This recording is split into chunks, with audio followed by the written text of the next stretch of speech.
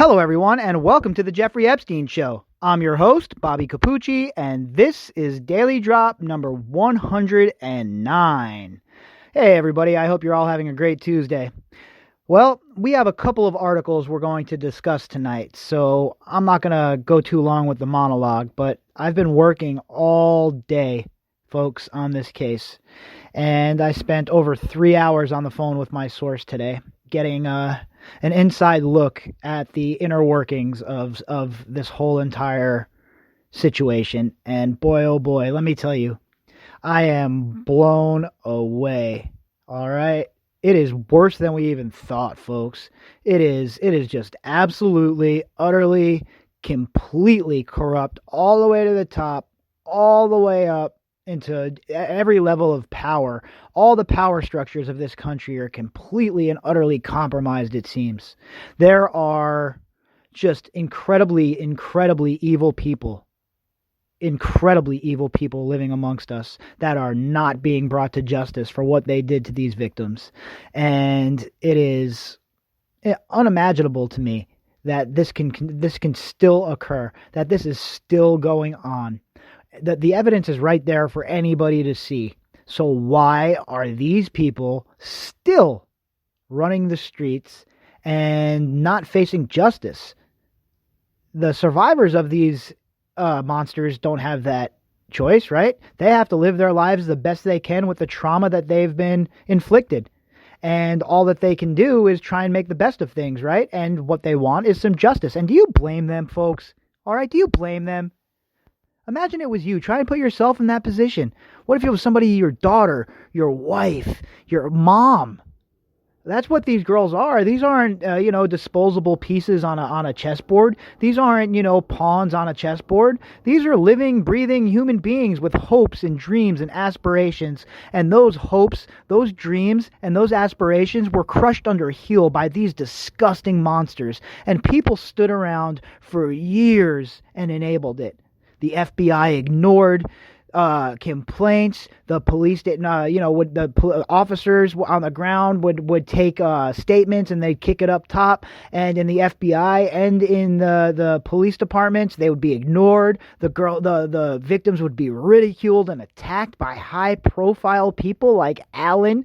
But I kept my underwear on, Dershowitz. It's just a whole disgusting, sick, sordid ordeal. And I have to tell you, I have never been more sick to my stomach over this situation than I am today, folks. It's really come into light lately, for the last few days for me, discussing things with my source, and it needs to be exposed. This whole thing needs to be exposed and blown right out into the open. And I know that's the way we're trending right now, right? Of course, on this podcast, like I always say, I'm not getting ahead of myself here. I'm not, I'm no social media influencer or anything like that, right?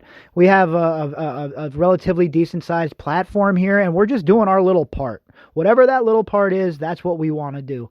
And if we all work together, all the content creators and all the listeners and all the people that are seeking justice, if we all work together, then these people cannot ignore us for long, folks. They cannot ignore us for long. But I don't have all the answers about how we get things moving, though. I'm not going to sit here and make pretend I'm some sort of, a movement leader or something. I don't have the answers. All that I know is that there is actual indignant, righteous anger amongst the populace when it comes to this case, and people are tired of it, and they will not let this case be swept under the rug by the government like they love to do. People will not allow it this time, and it gives me great joy almost to read some of the emails and how passionate all of you are, and how much everybody really stands by the victims in this case. And remember, folks, this isn't something that's just half-cocked, right? This isn't like one girl came out and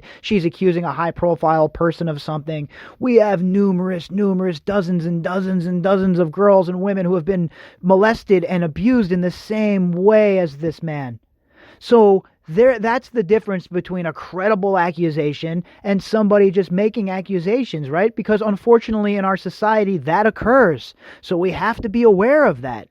But in this specific case, folks, this specific case, I believe every one of these girls, I have to tell you, but all their stories are the same. And especially the girls that came forward early, come on, they didn't even know each other, and they were telling the same story over and over about what Epstein and the brains, Ghislaine Maxwell, were up to. And it's sickening, folks. It just sickens me that these enablers are still running around and they're still able to live these high lives that they've always lived with not a care in the world, while these victims carry around the burden and they shoulder the weight of the trauma that was inflicted on them by these same sick people. It's unacceptable, folks, and we're not going to stand by while it happens anymore. That's it. This is the Great American Awakening. I'm convinced of it. I'm convinced that the American people have had enough. There will no longer be dog walked, and the American people are starting to focus on the things that are going on right here in our own borders that are completely and utterly screwed up. And once the American people truly see this for what it is and what it was, there is going to be hell to pay for everybody involved. Just take a look at the hammering I kept my underwear on Dershowitz is taking by both the left, the right, and everybody in between. Now, don't get me wrong, folks. There are some loyalists that'll never say anything bad about Dershowitz because he's defending Trump at this point. And those people are just as bad as the loyalists that will protect Hillary Clinton and Bill Clinton at every turn. These are we have no room for it. There is no room for confirmation bias on this podcast or in this case, right? I've said it a million times, and I don't know, I've been very, very critical of Alan Dershowitz, and I told you all if Trump ever brought him on board that I would light them both up, and I have done just that. I have to reevaluate everything I've thought about this case.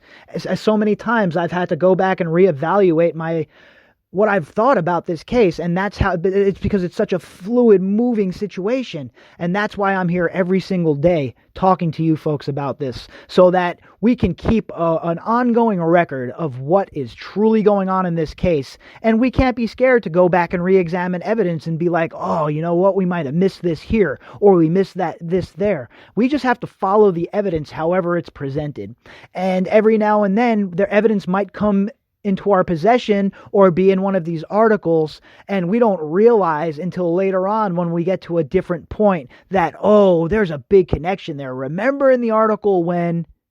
And that's why I feel like the Daily Drop is such a great resource as we cover this case and we continue to dive down this rabbit hole, right? All right, I promised I wasn't going to monologue, and here we are 8 minutes later. So let me jump into these articles, okay? If you'd like to contact me, you can do that at Bobbycapucci at protonmail.com. That's BOBBYCAPUCCI at protonmail.com. All right, so the first article is from the New York Post. The author, Amanda Woods. It was penned on January 21st, 2020 at 4:03 p.m. And the headline, Power publicist Peggy Siegal compares coverage of her Epstein ties to the Holocaust. Isn't that a nice comparison, huh?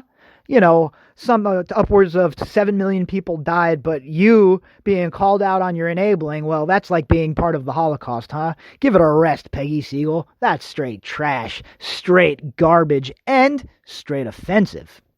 So make sure you guys go and check out this article in the New York Post. Always go and check out the articles so you don't miss out on pictures. And, you know, sometimes there's other hyperlinks that you might be interested in. So always make sure you check out the articles. All right, so prominent publicist, Peggy, what is wrong with me tonight? Peggy Siegal, who got some bad press of her own over her dealings with convicted pedophile Jeffrey Epstein, compared the negative coverage about the pair's relationship to the Holocaust in an interview this week. Over the summer, the New York Times published a piece calling Segal a social guarantor for the late disgraced money manager, pedophile, saying that she had been using her gatekeeping powers to usher Epstein into screenings and events. Duh, they all did. All right, from Katie Couric to George Stephanopoulos on down. They were all involved in enabling Jeffrey Epstein, even after he was convicted. All right, let's go all the way back to the early 90s when he was first called out on the carpet. All right, nobody listened then. Everybody still palled around with him, including Donald Trump. All right, so come on, guys. Let's be real. Let's look at this. We can't look at this in any kind of, anything but for what it is at this point. And what it is a bunch of rich-ass elite people who don't give a rat's ass about the rest of us. We're just pieces on a chessboard, folks. Pawns to be moved, to be sacrificed in honor of the king and the queen. But, for her to Peggy Siegel to say it's like the Holocaust because she was one of these enablers. I know that if I was from a Jewish family and our heritage was Jewish, that I would be highly offended by a statement like that. All right, there's a big difference between what you're going through of your own making and what a bunch of innocent Jewish people had to go through during the Holocaust, ma'am. And it's very offensive for you to use that as some sort of analogy. Those efforts mostly occurred after Epstein got out of the Palm Beach County Jail in 2009 after he served 13 months for soliciting prostitution from a minor. And that just bothers me too, right? Epstein was just in jail. Not prison, not the main line, just jail, his own wing, come and go as he pleases, does whatever he wants, still runs the world from inside the jail. It must be nice to be on the other end of the two-tier justice system, folks. Unfortunately, to everyone out there listening, I have some bad news. None of us are ever going to reach that pinnacle and be invited to this sort of party. And guess what? I am totally fine with that. I would never want to hang out with people like this. Imagine you show up at your boy's house to watch the ball game and a bunch of dudes are hanging out in towels talking about, oh, we're getting massages from these little girls. Yeah, that's a solid negative. All right? Talk about absolutely never happen. First of all, I've never been invited to somebody's house to get a massage, okay? You're super rich. Go to a facility and get a massage from a professional. You don't need a little girl massaging you, Mr. Epstein, Mr. I kept my undies on. All right? 1 week after the Times report, The Hollywood Reporter published a piece calling Siegel's links to Epstein a symbiotic relationship with a sex offender. Yeah, well, what else could it be? Why was she asking Jeffrey? Why was she working to reform his image? According to these articles, that's what she was doing, right? So why was she working to reform his image? What did she have to gain from that? What was Jeffrey Epstein giving her? That's the real question that should be asked. The PR maven told Vanity Fair in an interview published Monday that she was shaken by the press. Good, you should be. I'm going. This can't be happening, she recalled. This is what it'd be like to go to your own funeral. Or to be a casualty of war, she told the paper, mentioning her ancestors who died in the Holocaust. I mean, if I had been in Nazi Germany, it could not have been worse. Really? Really? You might want to go back and revisit the history of the people in Nazi Germany and living in the ghettos before they were taken on the trains and sent to places like Auschwitz. Go and learn some history of your own people. You're an embarrassment, Peggy Siegel. Are you kidding me right now with this comparison? It's utterly offensive. I thought, oh my God, I'm on the train station, she continued. I'm getting on that train and I'm going to the camps. And this is exactly what came to mind. This is the kind of political, social, horrific nightmare that came to fruition. Life has come full circle. I've finally been attacked for nothing more than being Jewish or being a woman or being at the wrong place at the wrong time. What are you even talking about right now? You act like you were a grocery store clerk who just packaged Jeffrey Epstein's groceries one day and now you're getting attacked for it. Please, you were one of the doors, you were one of the conduits for him coming back into respectability according to these articles, okay? Stop it. Stop it with the outlandish excuses, the victimhood. You are not a victim. Just like the rest of these people that claim that they're victims in this case, they are not victims. You know who are victims, folks? The girls who survived these incredibly vile people. Those are the victims.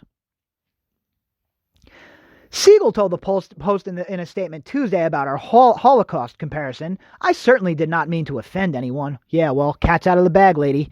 The comparison was an insensitive exaggeration. I honestly apologize. There is no way to compare inhumane discrimination of the most heinous evil of the Holocaust to anything. Again, I am so terribly sorry. Well, good, you should be. All right? But why'd you bring it up in the first place? Why was that your automatic mechanism to go back and say, oh, I'm a woman and it's because I'm Jewish? And that's ridiculous. It has nothing to do with that, okay? It has to do with your behavior. It has to do with your terrible decision making to be a kingmaker and bring Jeffrey Epstein back into the fold, okay? Point blank, period, end of story. Segal has claimed that she was unaware of the extent of Epstein's crimes. What, you don't have Google, lady? Not buying it. Which allegedly include keeping a harem of abused and trafficked girls as young as 11, according to a lawsuit filed last week in the Virgin Islands against his estate. Anybody who was hanging out with him after his conviction is on the clock. All right? Your time is almost up. You got some questions to answer, my folk. All right? Because guess what? Everybody had access to the internet. Everybody watches the news. You're telling me these people that are this high crest don't talk? They don't talk. They don't rumor monger amongst each other? Stop it. Stop it. They're probably the most egregious at it. They all talk shit about each other behind their backs. We all know that. These aren't good people, folks, all right? I'm sorry. I am sorry. These are not good people. I watched a documentary last night about, I forget what it was called, something about wealth in America. And I forget the guy's name, but he went to Harvard, something something or other, I think. I'm sorry that I don't remember the name, but bear with me for a minute.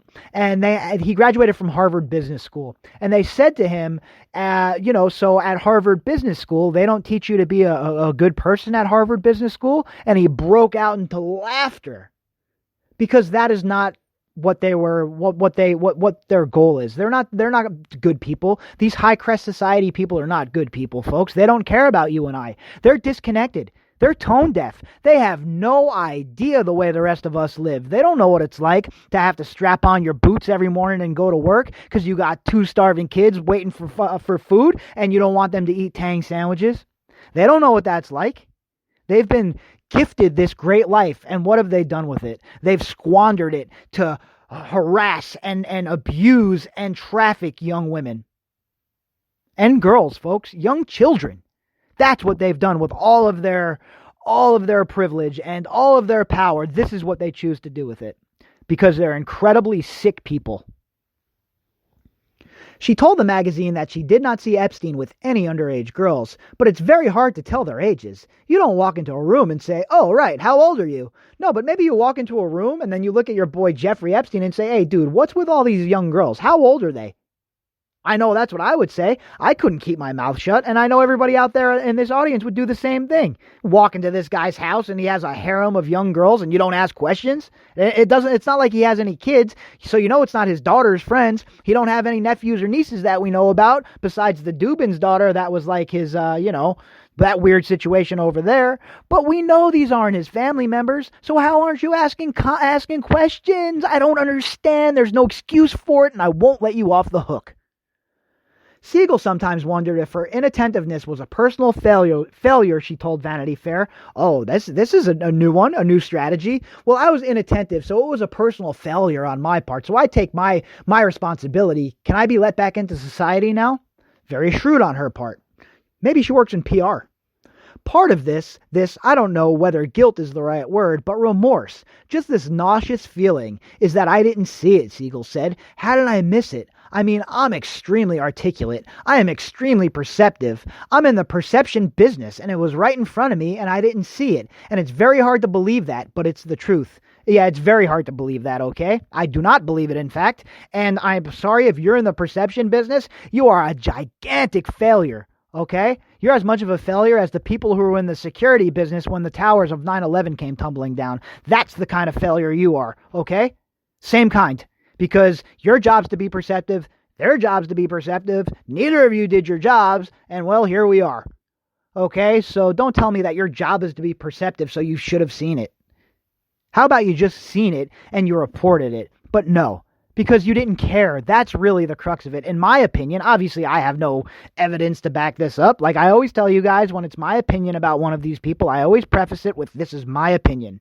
And again, this is my opinion. She knew everything that was going on. She asked Google. She's very articulate. She says it here. She's very perceptive. She says it here. I'm in the perception business. She says it here. So she didn't have the internet. She didn't know who Jeffrey Epstein was. BS. Sorry, she's lying. My opinion, of course. Maybe she's telling the truth, folks. Maybe she didn't know. But in my opinion, I don't believe that. Netflix, FX Network, and Annapurna Pictures reportedly dismissed Segal, Variety first reported.